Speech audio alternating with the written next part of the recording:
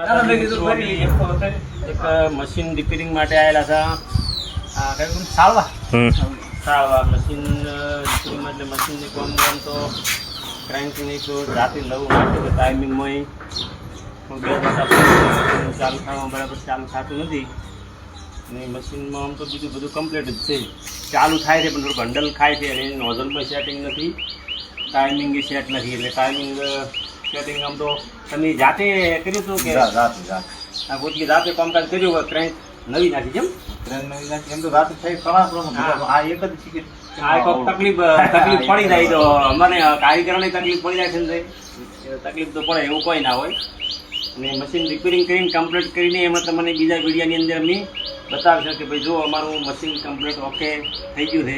અને આપણી તો સિસ્ટમ જ છે, મશીન રિપેરિંગ કરવા જાઓ ગમે ત્યાં હેન્ડલ મારી હેન્ડલ કાઢી લેવાનું અને ચાલુ થાય તો જ મશીન કમ્પ્લીટ ક્લિયર મોનો થાય. ને કે આપણે હેન્ડલથી રાખો તો આપણે ક્લિયર મોનતા નથી. હું તો હેન્ડલ મારી હેન્ડલ ખેંચી દેવાનું પછી જ દંડી પાડવાની. મશીન ઓકે હોય તો મશીન ચાલુ થાય ને કે મશીન ચાલુ થાય નહીં. આપણે મશીન રિપેરિંગ એવી રીતનું કરાવવાનું. જય માતાજી. જય માતાજી મિત્રો, આપણે મશીન રિપેરિંગ કરવા માટે આવેલા હતા અને કમ્પ્લીટ હવે જો ચાલુ થઈ ગયું છે. કમ્પ્લીટ અત્યારે મશીન ચાલે છે, પંપ ઉપર ચાલેલું છે. અને અમારે હમણાં શાંતિથી જણા છે તો હવે આપણે મશીન હવે જવું પડ્યું હા બોલો. એટલે જો આ પૂછો એમને કે શું થતું હતું, તકલીફ થતી હતી? હેડતું નહોતું, મશીન સ્પીડ વધી જતી હતી, પછી એક સ્લોમાં ચાલતું નહોતું. અને એમાં અમારે આ બા છે, આ બા કારીગર હતા. આ રહી બા અમારે કારીગર છે, આ રહી બા બા કે મારી દશા ફેરવી નાખી છે. બા કારીગર જ હતા મશીનના.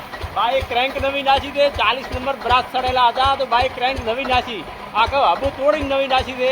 અને તોય બાને કોઈ સક્સેસ ના થયું એટલે બાએ મને બોલાવ્યો છે. હવે આપણે આ મશીન આવીને કમ્પ્લીટ ઓકે કર્યું છે.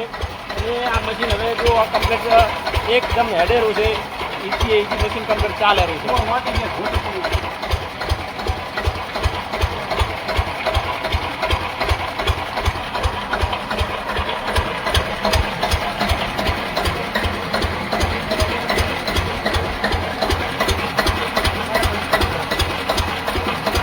મિત્રો આપણું મશીન એકદમ ક્લિયર ઇઝી ચાલે છે. અને બા પણ મચ્યા હતા, બાથી પણ બરાબર રિપેરિંગ થયું નહોતું.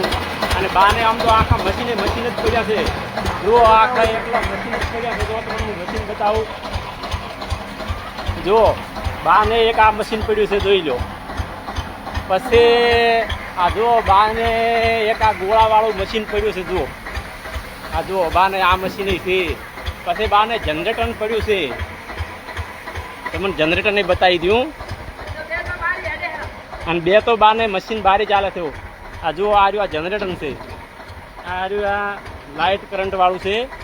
અને બાને તો બધું 2-3 તો બારી મશીન ચાલે છે. અને બધું રોડનું કામ ને આવું બધું સરકારી કામકાજનું બધું કામકાજ કરે છે. બાને આપણે કમ્પ્લીટ ક્લિયર મશીન કરીને આવ્યું છે. અને ગાય બા પણ ખુશ થઈ જાય કે આપણે મશીન કમ્પ્લીટ ઓકે તમે કરી નાખ્યું રમેશભાઈ. જય માતાજી. હવે બીજા વિડીયોની અંદર તમને બતાવીશું. જો મિત્રો આપણે મશીન ફિટિંગ થઈ ગયું છે. હવે આપણે ચાલુ કરવાનું છે.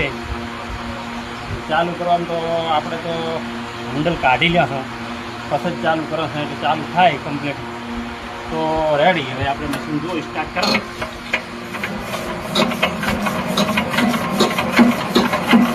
કાઢી લીધું છે.